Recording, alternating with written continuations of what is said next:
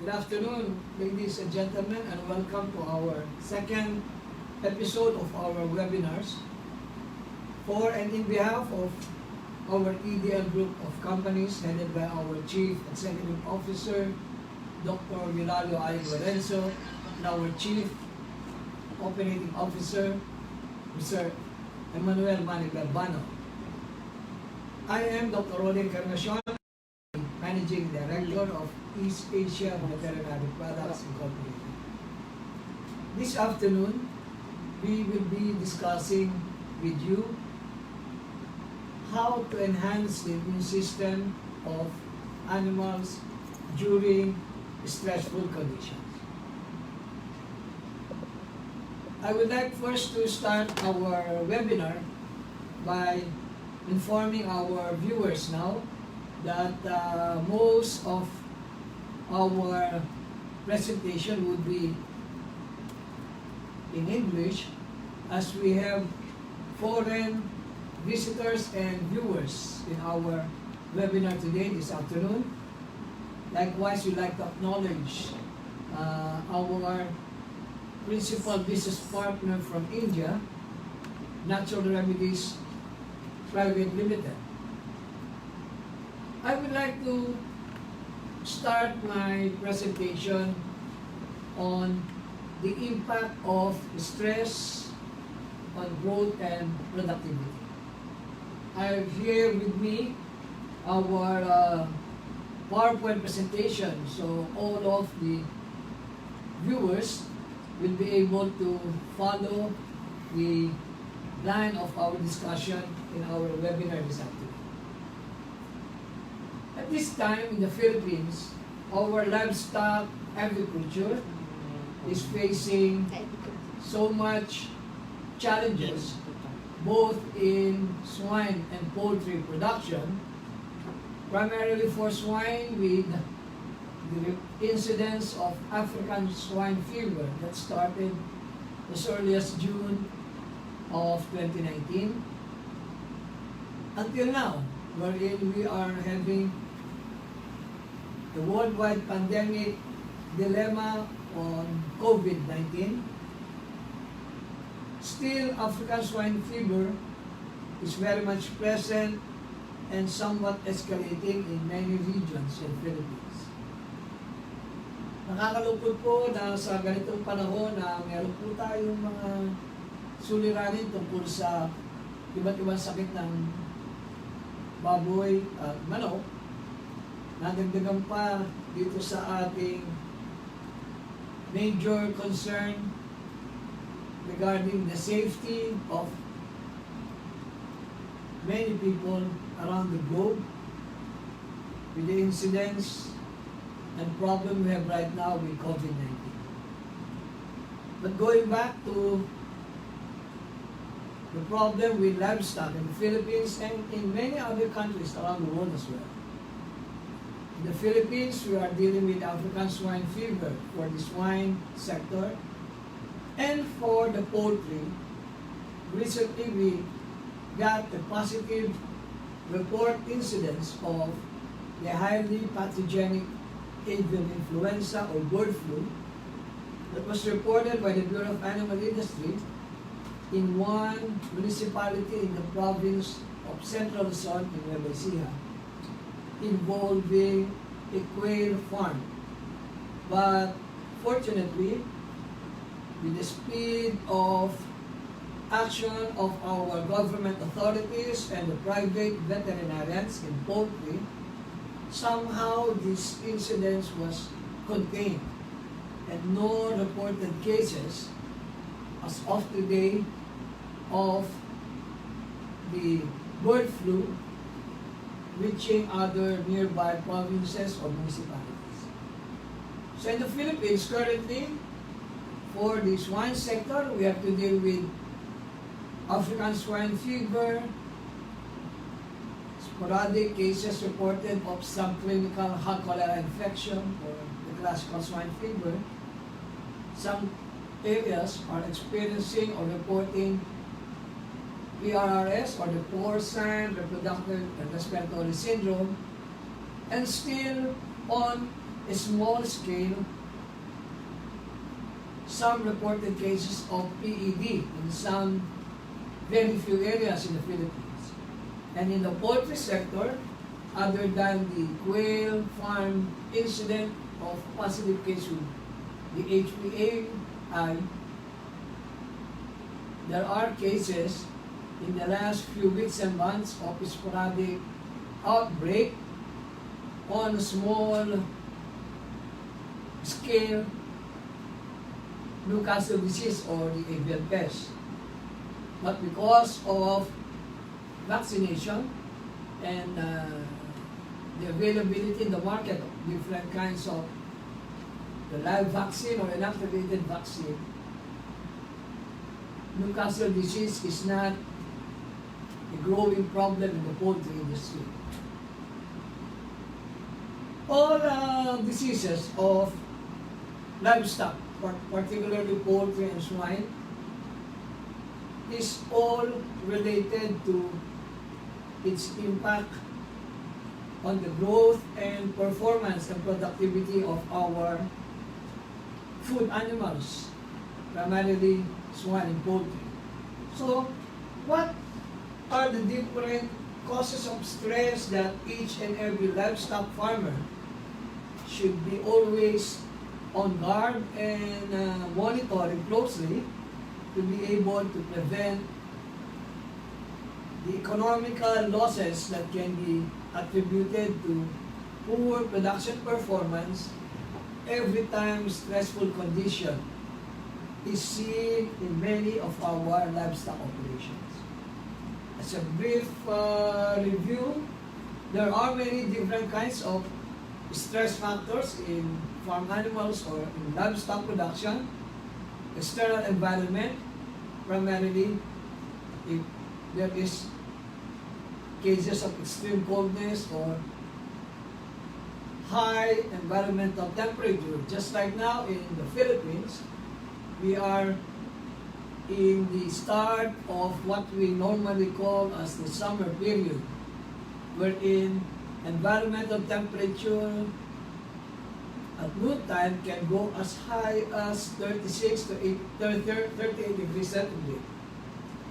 Some farms have problem in extreme of both hot environmental temperature or cold environmental temperature during early morning in some areas in the mountain or hill area, and in many poultry and piggery farms, poor ventilation, unnecessary noise, or different kinds of external factors that may cause stress to both poultry and swine animals. Another is pathologic environment wherein occurrence of disease, subclinical or acute or chronic infection or some disease conditions brought about by non-infectious organism or not a highly contagious disease of animals. Another stress factor in food animal production is the development of genetics and improvement of nutrition, wherein growth rate, feed conversion efficiency is becoming somehow a factor for some physiological stress in the animal.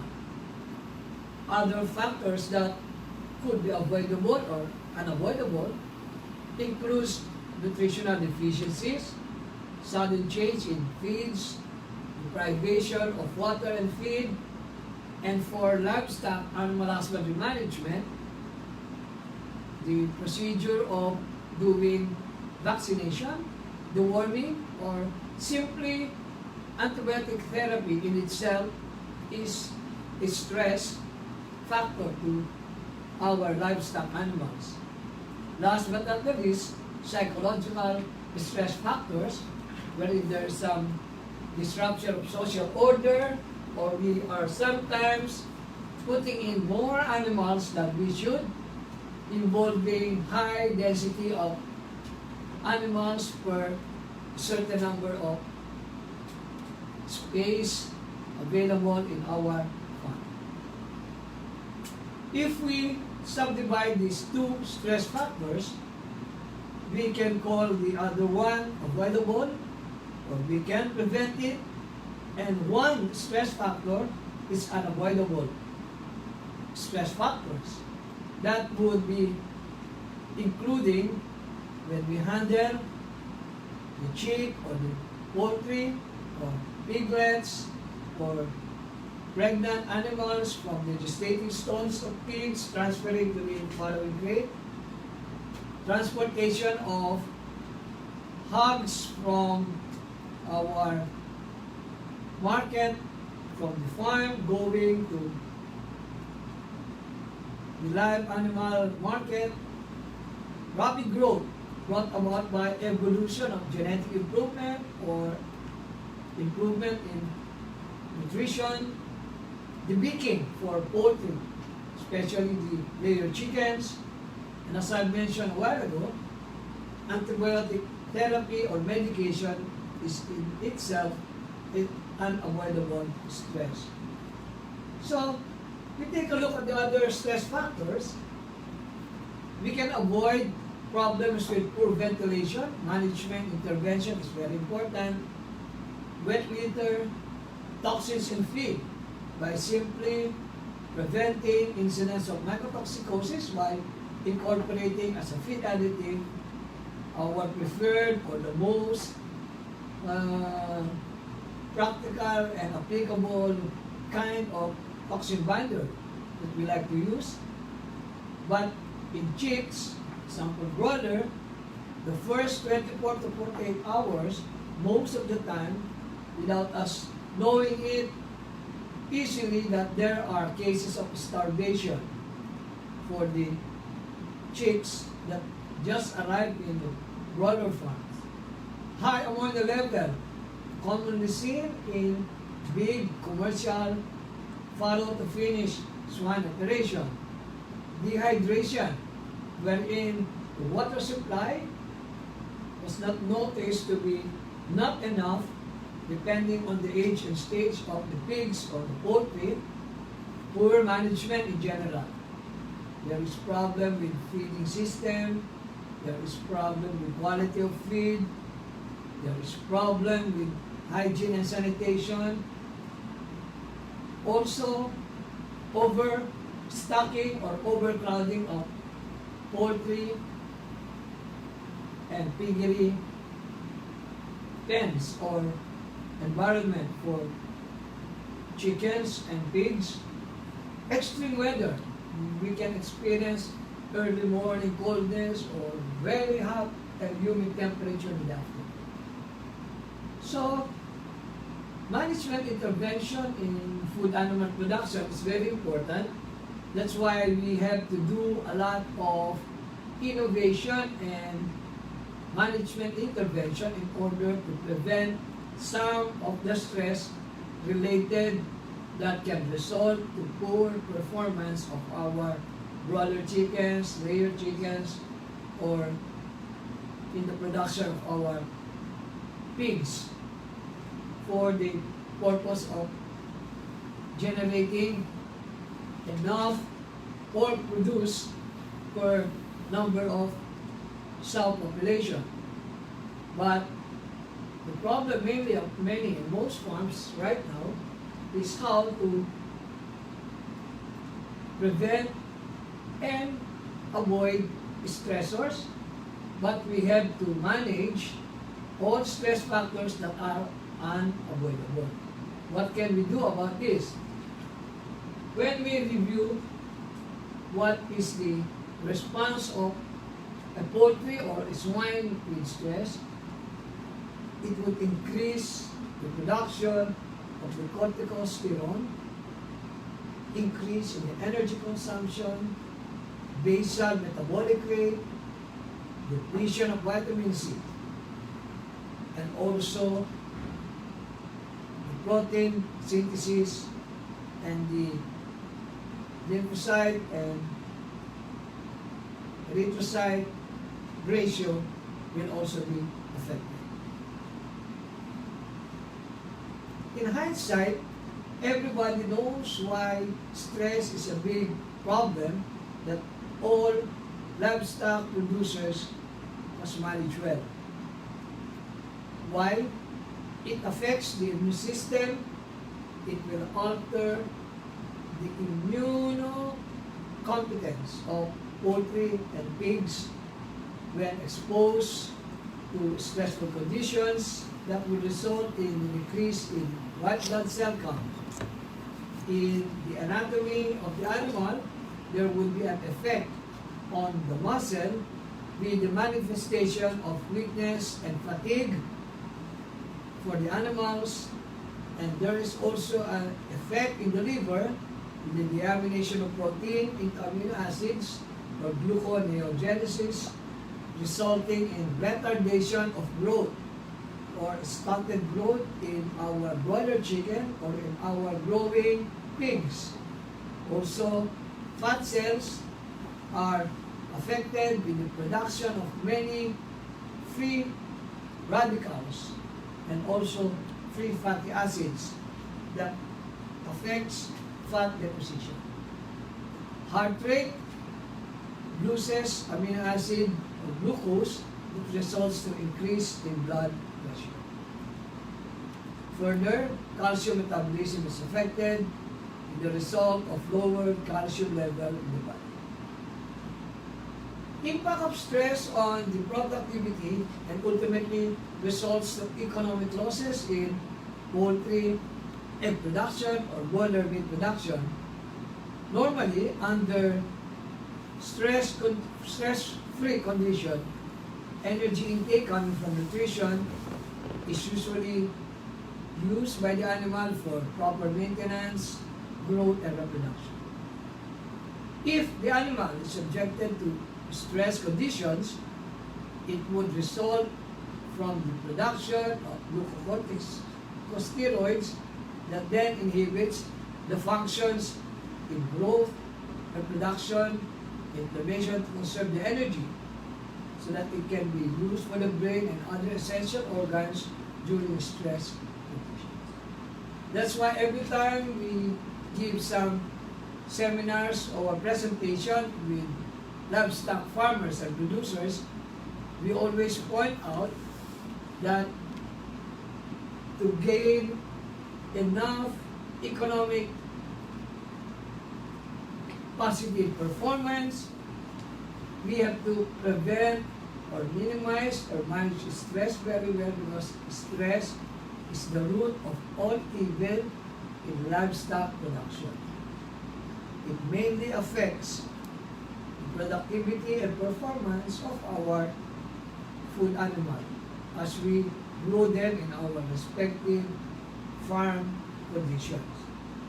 Stress will affect the nutrition and the energy intake of our animals to be able to have a good maintenance or even promote the growth or the normal growth of the animal will continue to do its reproduction and ultimate production performance. Stress is inevitable, as we keep on saying. This is an unavoidable condition that we have to deal with. Therefore, we have to manage it effectively. We are fortunate with our company, East Asia Veterinary Products Incorporated. We have a long-time business partner with Natural Remedies Private Limited based in Bangalore, India, and they presented to us a product which we are proud to be importing and distributing exclusively in the Philippines. The brand name or the trademark name is Zist. It is adaptogenic, anti-stress, and immunomodulator. Why? Zist comes in two preparations, liquid and in feed additive premix. Why is it adaptogenic? The main composition of this product and technology is 100% natural plant extract or herbs that is mainly incorporated and was conceived to be part of the production of disease, liquid and premix, because it would relieve greatly, prevent, or minimize stress into our livestock, animals, poultry, and swine. Anti-stress, because it contains different kinds of plants that have proven by scientific findings and researches and trials that it can minimize stress, prevent stressful condition to stay in a long period of time, and by and large, the different plant composition or herb extract in the production of these products will prevent and minimize the negative body response of poultry and pigs when subjected to stressful conditions. Lastly, this product was found out to have a very good immunomodulatory activity, meaning it modulates or optimizes the performance of the immune system even during normal condition and even and more importantly during stressful condition. This contains Withania somnifera or ashwagandha, commonly known as Indian ginseng. Our manufacturer supplier in natural remedies use the roots of this particular plant in order to get the active component of rethanolides and glycorethanolides that makes or controls stress in poultry and pigs that were given. Primarily, it will expose the animal subjected to stress that causes hypertrophy of the adrenal glands for the significant depletion of the adrenal contents of ascorbic acid and corticosteroid. Basically, by clinical trials, scientific findings, different product efficacy trials points out that this plant material consistently gives same result as far as adaptogenic, immunomodulatory, and anti-stress reliever for animals.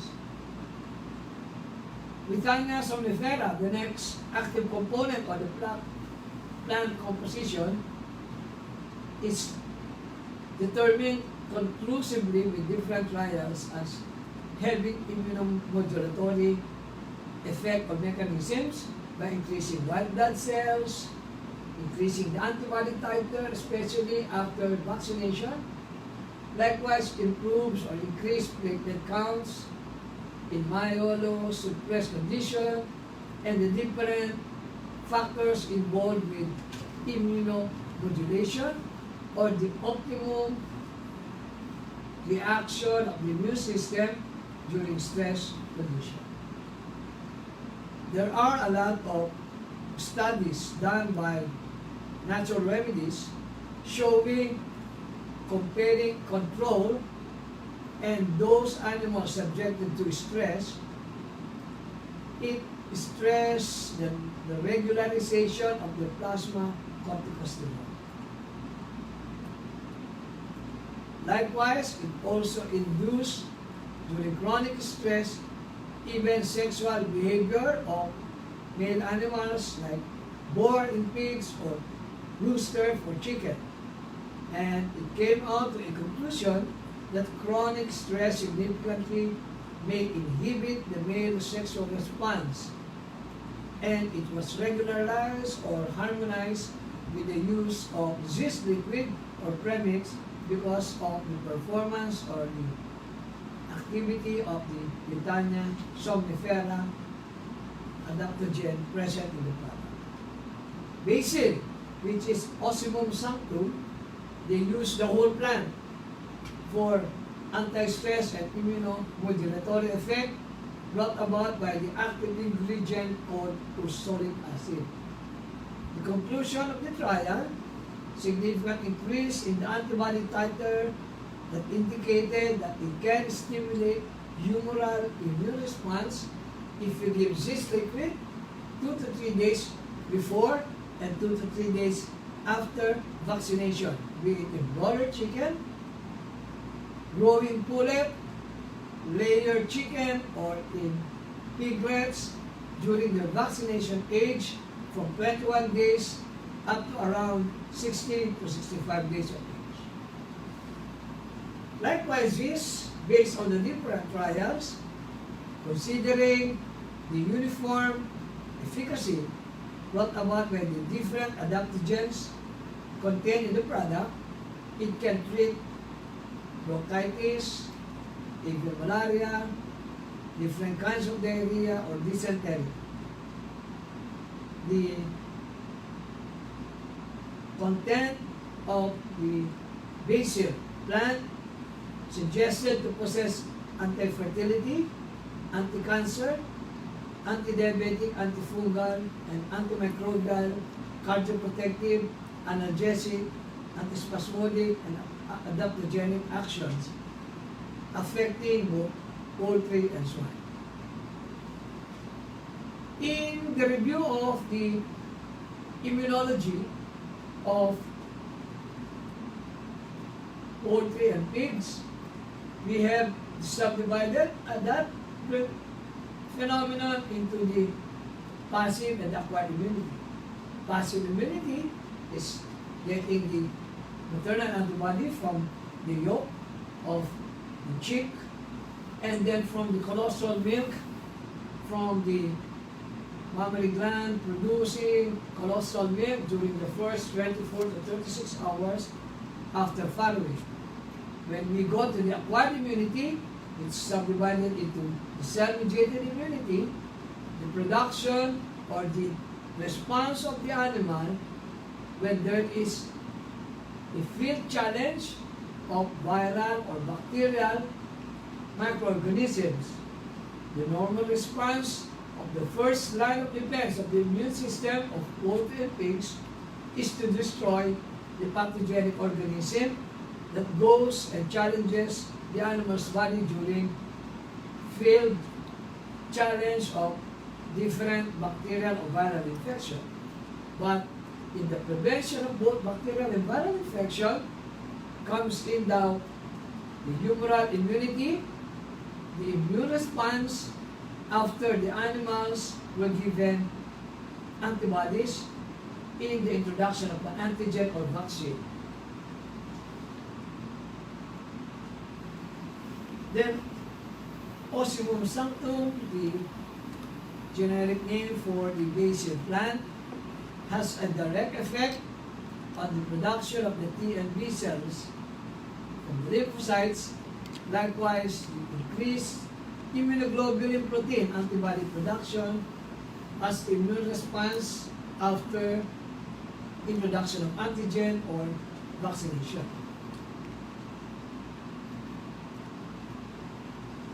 Therefore, it will also increase the neutrophil content in the animal and therefore gives a total relief from stress or a much desired immune response after vaccination. The basil plant, Ocimum sanctum, also has the scientific findings and data results on its effect on the cell-mediated immune response. That with the introduction of this liquid, it would regularize or harmonize, indicating stimulation of the cell-mediated immunity either in poultry or in swine. One of the last ingredients included in this are dry fruits that showed anti-stress and immunomodulatory activity with the active ingredient of emblicanin that led to the findings that it will really modulate the immune system, increase natural killer cell activity, increase total leukocyte count, activates actively macrophages, and restore, alter, and prevent fever or anti-inflammatory reaction during bacterial or viral infection. Lastly, the product this liquid and premix contains Mangifera indica. Basically, in mango fruit tree, the producer of the product uses the bark of the mango tree with the main purpose of immunomodulatory activity. It increases the antibody titer or the immune response after vaccination, and it modulates and regulates the response of the body, the immune system, when subjected or challenged with field viral or bacterial pathogenic organism. So how does this work in the final analysis? Under stress-free condition, the ATPs converts itself to energy, the free radicals are scavenged, therefore it stabilizes the oxidative stress condition, or what we call as the stress oxidative factors. And during stressful conditions of unavoidable or avoidable stress factors, more energy will be used or produced as the response of the immune system of the body, more adenosine triphosphate, extra free radicals produced. Therefore, when you introduce this being adaptogenic, immunomodulator, stress reliever, it maintains the plasma cortisol level in the body of the poultry or swine. Many other factors, different scientific studies have been done validating the consistent and uniform effect of this in regularizing plasma corticosteroid level and thus prevents excessive protein catabolism. It also proves that in the humoral immune response, before and after vaccination, when you give this liquid or feed additive premix, the Newcastle disease antibody titers is significantly increased, indicating a more enhanced immunomodulatory activity. Even the infectious bursal disease antibody titers shown in different tests to increase, improving the immune response indicated by the higher level of antibody titers found in the blood post-vaccination, result of giving this before and after vaccination. In a study conducted in India by Dr.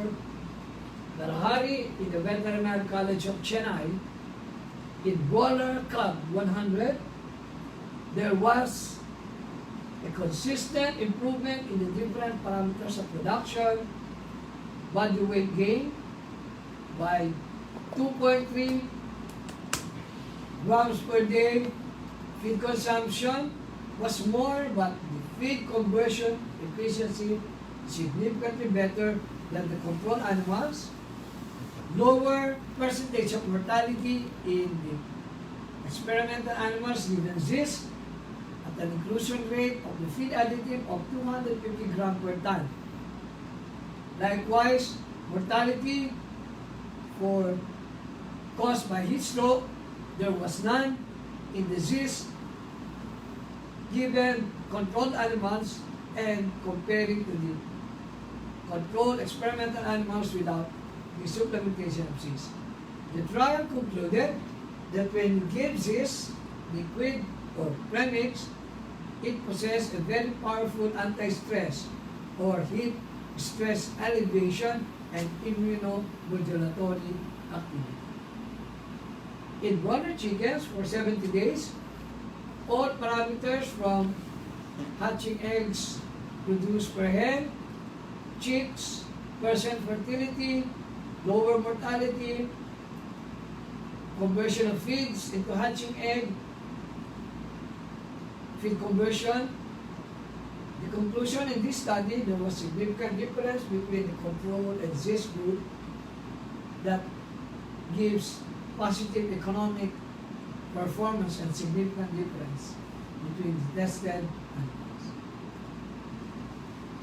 Our recommendation is that for boilers, especially to prevent starvation on the first few hours or days upon chicken, you can consider using this liquid half day, and if you are using as your standard operating practice, antibiotics, or you can use hepatoregulatory liquid products together with our ZIS optimum immune regulator, preventing stress during the brooding period of broiler chickens in the first 10 to 14 days, before and after vaccination, or for growing pullets before the beaking, or before we transfer the growing pullet to the layer cages. Of course, the non-avoidable stress factors, you can use this and help prevent if there is a strong field challenge, whether it be bacterial or viral infection, or extreme temperature during hot summer months, or very cold environmental temperature during rainy season or during December. And more importantly, you have to consider using this to optimize the birds or the pig's performance during stressful condition, as I have mentioned earlier, to optimize or regulate or modulate the immune status of the birds or pigs.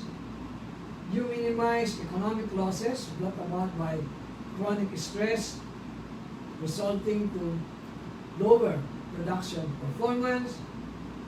It may also give optimization in the growth rate for broiler chicken, egg production for layer chicken, better feed conversion efficiency, or better reproductive performance in pigs, and in broiler or layer breeder animals.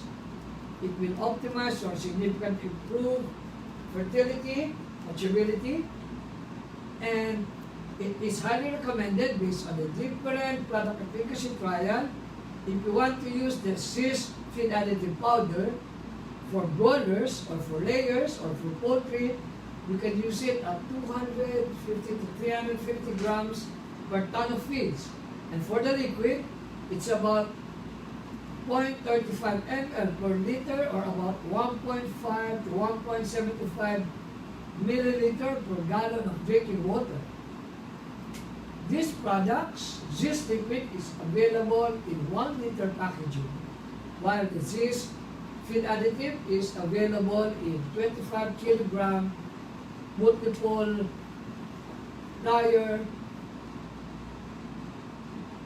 bag of 25 kilograms. If there are questions, please feel free, or we are now going to entertain online questions for all the viewers and followers of our webinar this afternoon.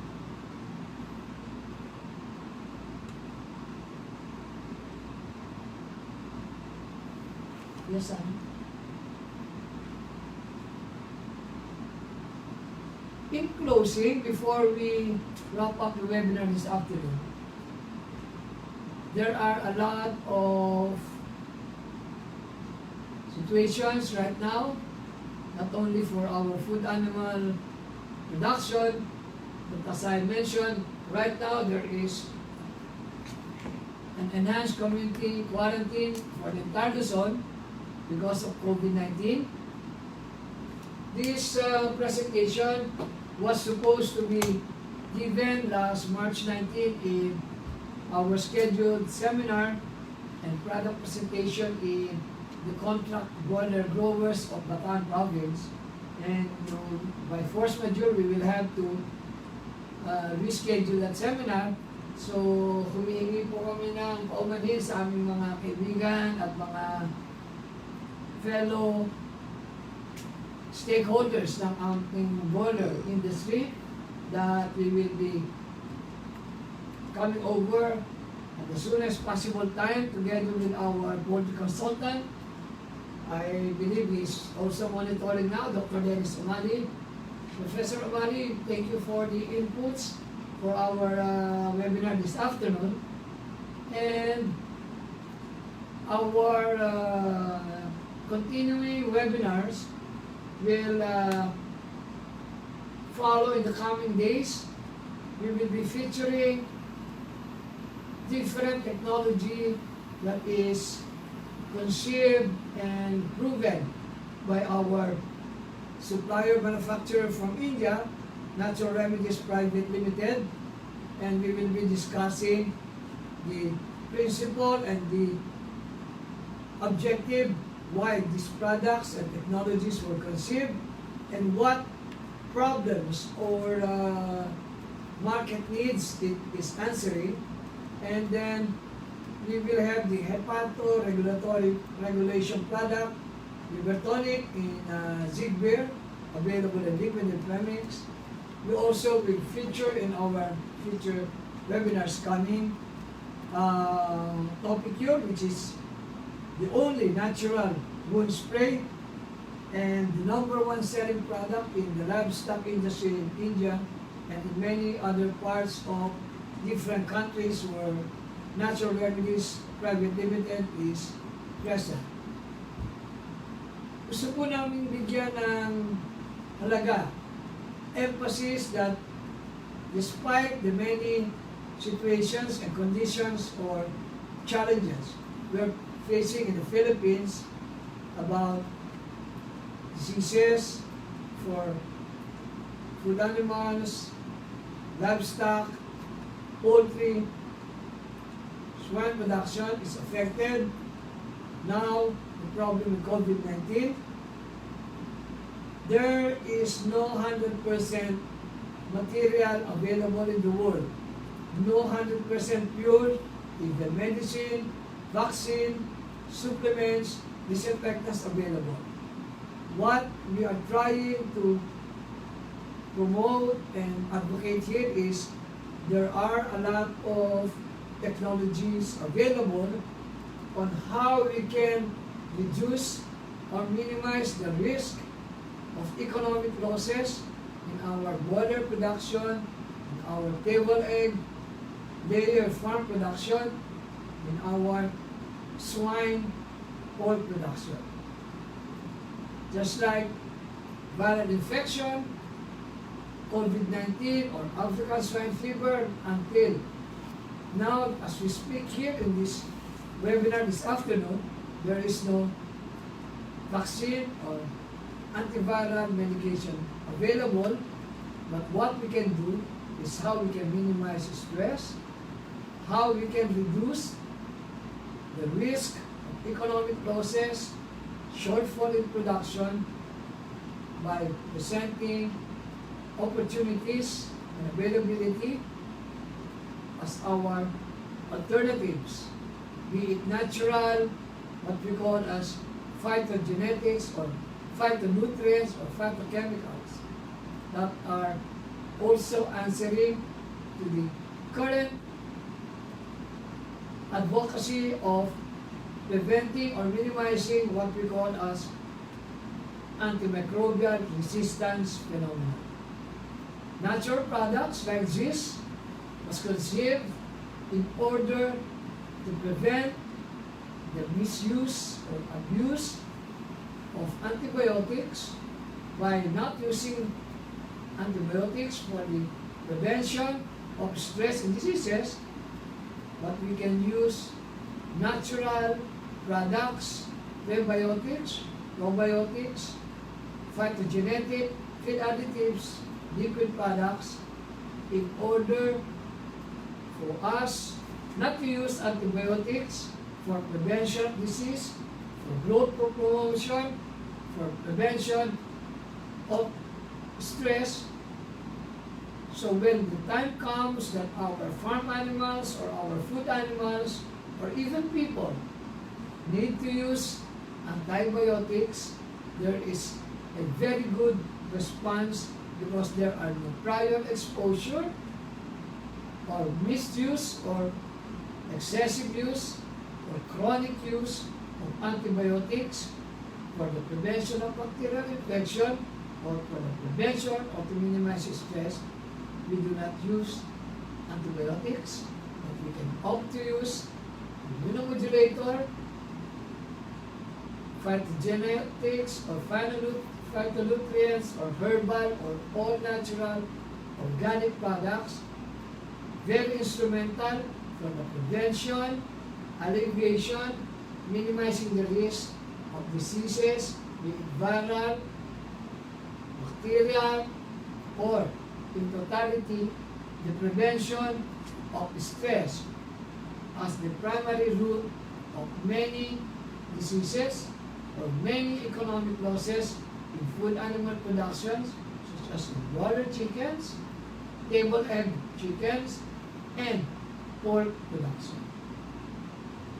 Meron pong mga ilang katanungan kung ano po ang magandang gawin kapag may stress condition o paano malalaman na meron pong stress ang ating mga alagang hayop.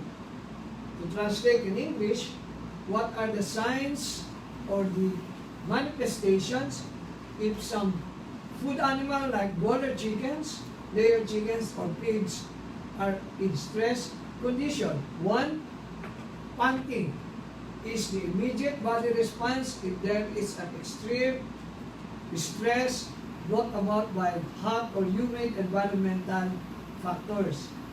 Increased respiratory rate in chicken, increased respiratory rate in pigs. Panting, they would show manifestation of opening of their mouth, breathing heavily, reddening of the skin of pigs, or the poultry or the chicken are not going to eat much feed because they are subjected to environmental stress. Immediately, we have to provide water, preferably cold water in pigs or even in poultry. Second is to management intervention by providing them sufficient ventilation, cooling system, depending on our particular building design.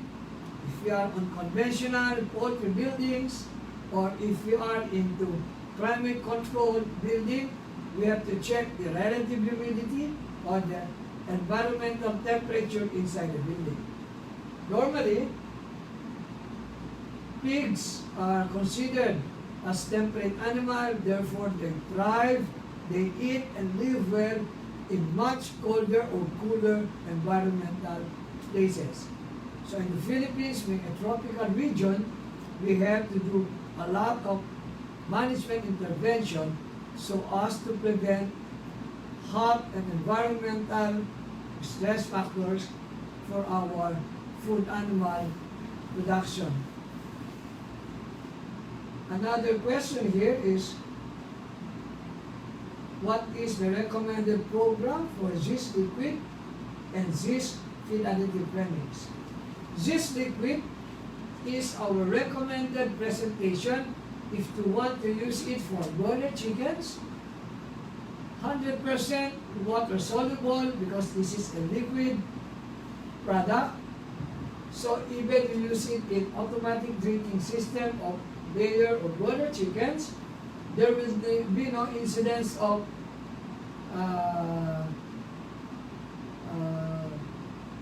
solid particles obstructing the automatic nipple drinker, or there is no development of the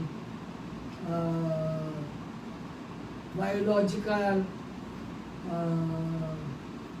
material or organism in the water pipeline And also, in pigs, you can easily use it for piglets or in gestating or lactating sows by giving it in the drinking water. You mix 1 to 2 ml per liter or per gallon in roller or layer, and about 3 to 4 ml for piglets or 5 ml per gallon for gestating or lactating sows. For feed additive, for broilers, you can use to as low as 250 to 350 grams per ton of feed, and in layer chickens, about 250 to 350 grams per ton of feeds, and in pigs, 4. Starter, grower, finisher, about 500 grams per ton. For gestating, about 500 to 700 grams per ton. For lactating, about 500 grams per ton. But for piglets, you can use 400 to 600 grams per ton. Our products, you can avail, you can ask about prices or recommended use. You can contact East Asia Veterinary Products Incorporated at our office. My telephone is open 24/7. You can text or call me at 0915-679-8140. Again, my mobile number is 0915-679-8140. If there are no more questions, we can